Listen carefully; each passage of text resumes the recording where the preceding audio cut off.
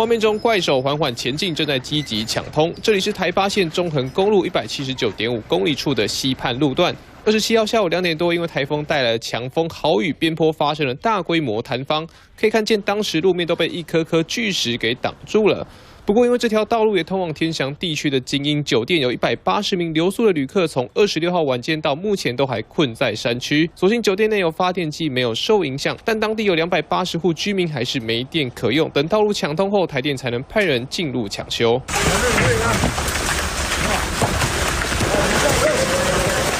另外，在南投台14甲雾峰往清境方向也发生坍方，现场直击大大小小的土石夹在树木滑落，激起大量的粉尘，这也造成双向交通暂时中断，让不少驾驶只能干等。有民众干脆就在车上吃泡面，在车上吃泡面的。